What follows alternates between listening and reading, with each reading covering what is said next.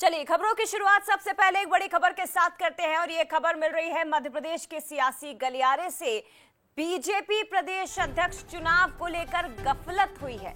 बड़ी खबर है, बीजेपी प्रदेश अध्यक्ष चुनाव को लेकर एक बड़ी गफलत हो गई। 379 मतदाताओं की लिस्ट में हेमंत खंडेलवाल का नाम ही नहीं है। जिसका नाम लिस्ट में हो वही नामांकन भर सकता है। अब निर्वाचन अधिकारी शेजवलकर ने कहा कि लिस्ट में नाम होना जरूरी है। खंडेलवाल जो सबसे मजबूत दावेदार हैं, लेकिन उनका लिस्ट में नाम नहीं है और लिस्ट में नाम नहीं है तो नामांकन भी नहीं भरा जा सकता। अब बताया यह जा रहा है कि मतदाताओं की नई सूची जल्द ही जारी की जा सकती है।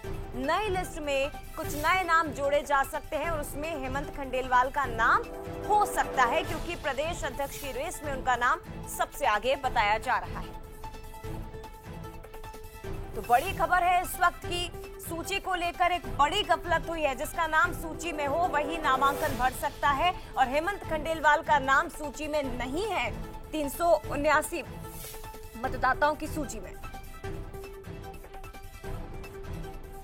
राष्ट्रीय अध्यक्ष का चुनाव होगा, सारी तैयारियां पूरी कर ली गई हैं। 4:30 बजे से नामांकन होगा।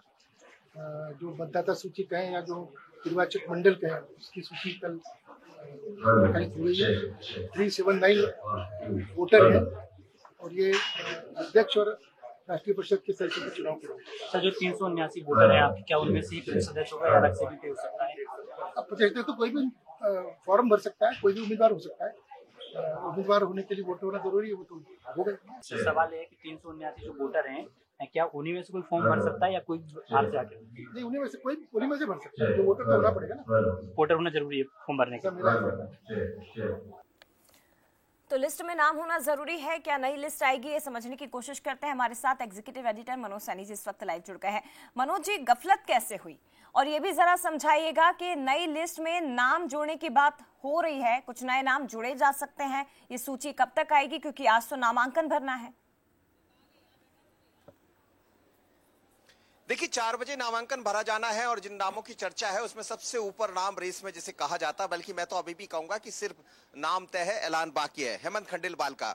गफलत इसलिए पैदा हो गई कि जो सूची लगाई गई थी निर्वाचन की, जिसमें 379 सदस्यों को बताया गया जो निर्वाचन करेंगे, उसमें हेमंत खंडेलवाल का नाम नहीं है। जब नाम नहीं था तो विवेक सेजवलकर जो निर्वाचन अधिकारी, उनसे ये पूछा गया कि इसमें नाम नहीं है तो फिर चुनाव कैसे लड़ेंगे, तो उन्होंने कहा नाम होना जरूरी है। एक बार वो ऐसा कह गए, फिर बाद में वो पुनः सामने आए और उन्होंने जो भी संविधान पलटा होगा भारतीय जनता पार्टी का, और फिर संविधान की किताबें पलटी होंगी, कुछ जो जानकार है कानूनविद है उनसे बात हुई, तो फिर उन्होंने स्पष्ट किया कि नाम होना जरूरी नहीं है। नाम होना सूची में इसमें जरूरी नहीं है, लेकिन कोई सक्रिय सदस्य है भारतीय जनता पार्टी का, और वो सक्रिय सदस्यता के साथ साथ उसका कैरेक्टर, उसका चरित्र सब ठीक है बीते 3 साल का, तो फिर वो चुनाव लड़ सकता है। यानी चुनाव लड़ने में कोई अब दिक्कत नहीं होगी। ये मैं ताजा खबर आपको दे रहा हूं।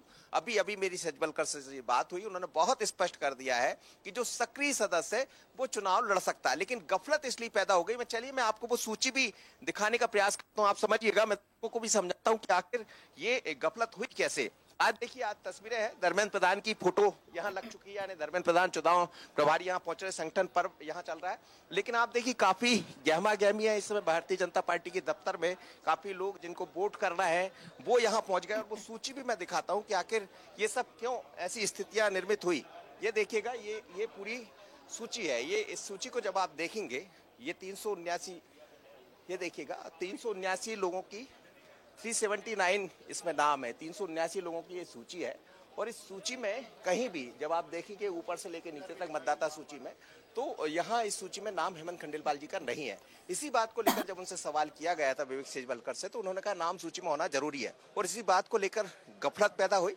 लेकिन सारी गफलत दूर हो गई है, वो चुनाव लड़ सकते हैं। और अब देखिए चुनाव की तैयारियां भी शुरू हो गई हैं। चुनाव की तैयारियां तेज हो चुकी हैं। हलचल पार्टी कार्यालय में हम देख रहे हैं कि जिन्हें तमाम जो कार्यकर्ता हैं वो पहुंच चुके हैं। तस्वीरें लगातार आपको दिखा रहे हैं। मनोज जी बने रहिएगा, आगे भी आपसे बात करेंगे। बड़ी खबर यह है कि बीजेपी कार्यालय में अचानक से हलचल बढ़ चुकी है। केंद्रीय मंत्री दुर्गादास उइके भी बीजेपी कार्यालय पहुंच गए हैं। महत्वपूर्ण बात यह है, दुर्गादास उइके भी रेस में शामिल है।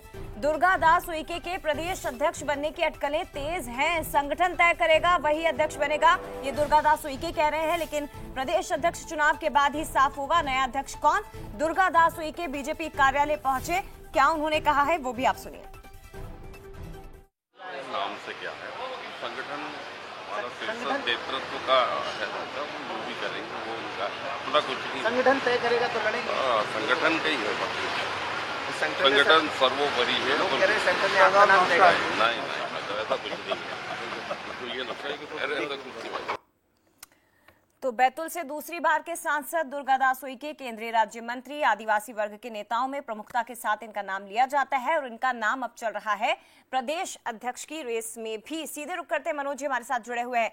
मनोज जी, आदिवासी वर्ग का अगर रुख करेगी बीजेपी तो दुर्गादास उइके का नाम भी प्रमुखता के साथ लिया जा रहा है और वो पहुंच गए हैं बीजेपी कार्यालय। देखिए, भारतीय जनता पार्टी के कार्यालय वो पहुंचे थे, मुलाकात हुई है, बीडी शर्मा से मुलाकात हुई, अजय जामवाल और बाकी तमाम सारे नेताओं से उनकी मुलाकात हुई और इसके बाद वापस लौट गए। वापस लौट रहे थे, जब भी मेरी उनसे बात हुई तो चेहरे पर जरूर उनकी मुस्कुराहट ये कुछ कह रही थी। कहीं ऐसा तो नहीं कि जनजाति जिसका आप चर्चा कर रही हैं, फिर उसमें कई नाम थे, चाहे सुमेर सिंह सोलंकी की बात करें, गजेंद्र पटेल है, खुद दुर्गादास उइके, डीडी उइके, फग्गन सिंह कुलस्ते हैं, ये सब वो है जो उसी वर्ष से, हिमाद्री जो है वो भी उसी वर्ष से आती है। तो इन तमाम सारे लोगों के नाम चल रहे थे, लेकिन अचानक दुर्गादास जी का यहाँ पहुंचना एक अटकलों का बाजार गर्म करता है। पर फिर मैं कहूंगा कि खबर यही है कि नाम तय है। जया, बड़ी खबर यही है, बंसल न्यूज के पास नाम तय है, ऐलान बाकी है और नाम जो तय है वो है हेमंत खंडेलवाल का। यानी मध्य प्रदेश के अगले जो प्रदेश के अध्यक्ष होंगे वो हेमंत खंडेलवाल हो सकते हैं। विधिवत प्रक्रिया होना है चुनाव की। आज 4 बजे नामांकन भरने आने वाले जैसी खबरें हैं और उसके बाद 10 उनके प्रस्तावक होंगे और मुझे लगता है कि कोई और नाम सामने नहीं आएगा। तो एक तरह से कहा जाए तो आज शाम को तस्वीर साफ हो जाएगी। बाकी विधिवत तरीके से कल भारतीय जनता पार्टी का कार्यक्रम होगा। औपचारिक रूप से ऐलान होना बाकी है मनोज जी। हालांकि जिस तरह से आप कह रहे हैं कि नाम तय है, ऐलान होना बाकी है और हो सकता है ऐसा हो जाए या हो सकता है बीजेपी फिर से सरप्राइज दे दे, चौंका दे, जिसके लिए वो जानी जाती है। कभी भी कुछ भी बीजेपी में अनमौके पर हो सकता है, उसी का इंतजार हम सब कर रहे हैं। फिलहाल बहुत धन्यवाद आपका मनोज जी, तमाम जानकारी हम तक पहुंचाने के लिए।